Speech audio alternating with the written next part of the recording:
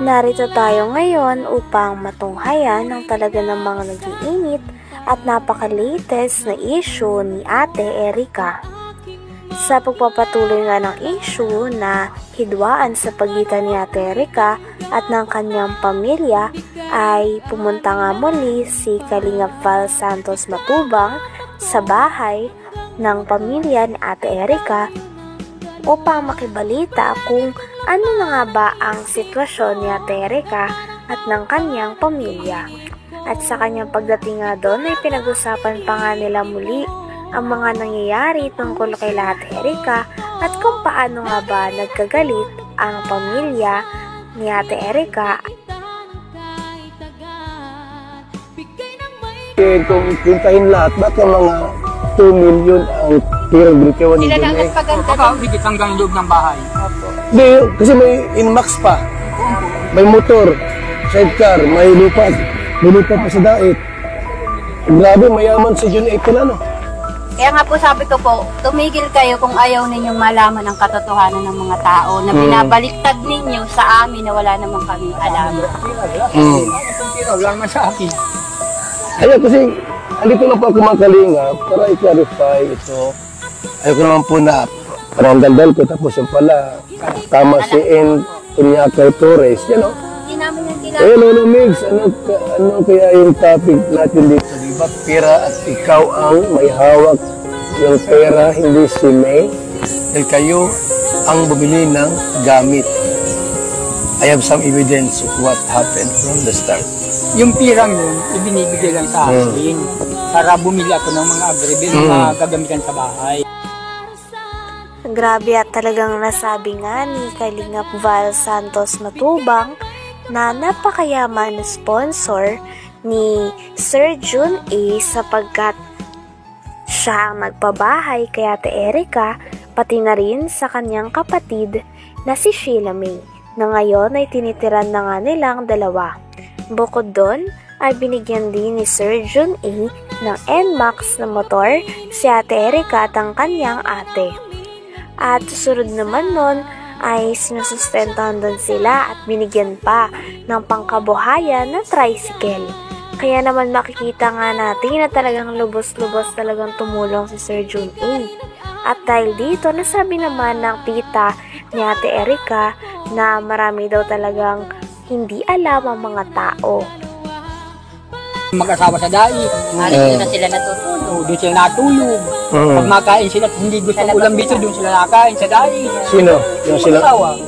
Sila May? Ilang yung tatlo. Buhay Reyna. Uy, rin na. Nangyayari. Ano? Talaga. Uuwihan dito, ni isang mansanas, hindi man lang bigyan yung apo. Grabe naman.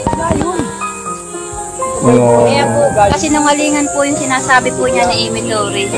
Alam ko po na lagi yung kausap po ni May, magdamag-damag, magkausap po ila lagi dyan po sa kwarto. Yan po lagi ang magkausap.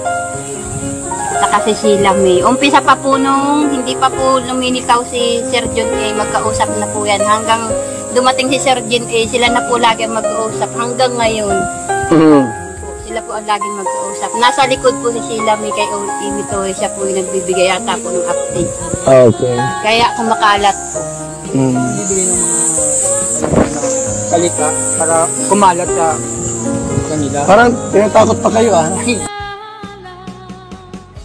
Ayon nga sa mga nangyayari, ay nasabi nga ni Kalingap Val Santos Matubang na aalhin daw natin ng pera kung hindi naman tayo magkaayos kasama ang ating pamilya.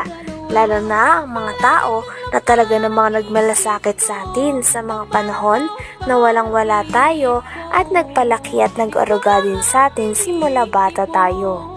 Lalong-lalo na din ang mga tao na nagparal sa atin at hatid sundo tayo sa eskwelahan nung bata pa tayo. Kaya naman sa mga nangyayari ay talagang nakakalungkot na parang inabando o hindi na inaalala ni Ate Erica at ng kanyang ate ang kanyang lolo at lola pati na rin ang kanilang kapamilya dahil hindi na nila ito binibisita at nagiba na nga daw ang ugali nila base sa kanilang lolo. Sinasabi nila. inaano ako. So maganda rin yung malaman natin lahat ang pangyayari po. Nandito kami, ating kalinga, para malaman natin ang buong katotohanan bakit umantong sa ganito na salit na magkaisa yung apo at lolo, parang hindi magandang nangyayari. Aanin niyo po ang pera kung sira naman ang relasyon sa magulo. Ito po ang pinakamayaman sa buong mundo. Kung sira naman ang relasyon, wala din silbi po yun. Ang malaga po yung magandang samahan. So, yung mga sinabi pa lang hindi totoo pala. Naghahambog lang. Sinungaling. Taging yung imitoris niya, butog yun. Si Torres, Torres. Si Torres. Hindi sila niyang gapan. Sinabi pa nga sa post na talagang parang sobra na daw ang pamilya, lalo na ang tita ni Ate Erika at ang lolo ni Ate Erika sa kanya. Kaya naman pinagtatanggol nga ng post na ito si Ate Erika at ang kanyang ate. Talagang sabi nga ng lolo ni Ate Erika ay napakarami daw maling impormasyon doon at talagang pinaliwanag din ni Lolo Miguel ang kanyang sarili sa mga manonood. Talagang marami pang ang mga bagay na hindi nalilinaw tungkol sa issue na ito, kaya mareresolva pa kaya ang mga ito? Dahil nagagalit na nga talaga si Lolo Miguel pati na rin ang tita ni Ate Erika. Talagang habang patagal na patagal ay mas umiinit na nga ang issue nito. Sino nga ba ang tunay na may mali? Ang pamilya ba ni Ate Erika o sila Ate Erika at ang kanyang ate? Yung mga sinabi pa lang hindi totoo pala. Naghahambog lang. Sinungaling. Taging yung imitoris niya, butog yun. Si Torres, Torres. Si Torres. Hindi sila niyang gapan. Ang kausap palagi. Nasa likod yun yung nila yun. Kaya nakaalam. Ibinugbog lang. Meron na palang motor si Erika. Max. Oo, meron. Anong pala yung motor niya? Murang nga pa. Mabuti, may lisensya naman yan. Kinunan yun nila si Kuanig dun May lisensya. Talagang Si Arnie. mahal na mahal ni yung mahal na mahal ni John Lee, ano? Tapos sa may lote sa Dait. Wow, grabe, congratulations. Tapos may bahay pang maganda. Walang masamang tumulong. Meron lang kasi magpabot ng reklamo sa atin. Itong si Lolo.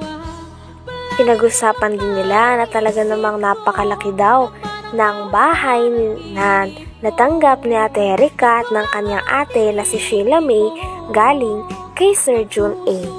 Kaya naman nagtaka naman si Kalingap Val Santos Matubang na napakalaki naman daw ng bahay na ito, ngunit bakit hindi nagawang tulungan o isama ni Ate Erika ang mga tao na nag-aruga at talaga namang nagpaaral sa kanilang dalawa ng kanyang ate simula noong bata pa silang dalawa. Wow, grabe, congratulations. Tapos may bahay pang maganda. Walang masamang tumulong. Meron lang kasi magpabot ng reklamo sa atin. Itong si Lolo Mig sa Dini. Kita po niya yan. Bakit yung gano'n nangyari? May ilang square meter yun. Awan ko po. Hindi man po nagkakaman doon. Basta alaman ko lang na talagang So yung bahay dito, malaki din. Malaki din. yung ang bukanan ay 22 yata. Ang haba, 24, 22. Ano yun? Second floor? Yung kalahati. Ako ang nagbukan nun. Dahil bakilid yung lukuan. Kalahati ang second floor. Dahil po, itong kalahati. Ayan po. Nabuhusan ko. Ayan na. So, Torres, let the dogs bark. The lion is still king. Is still the king. Gutom na ang mga asong ligaw at batuga.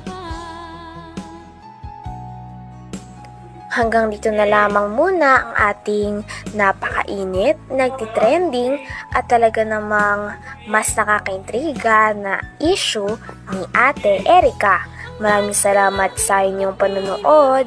Hanggang sa muli. Bye!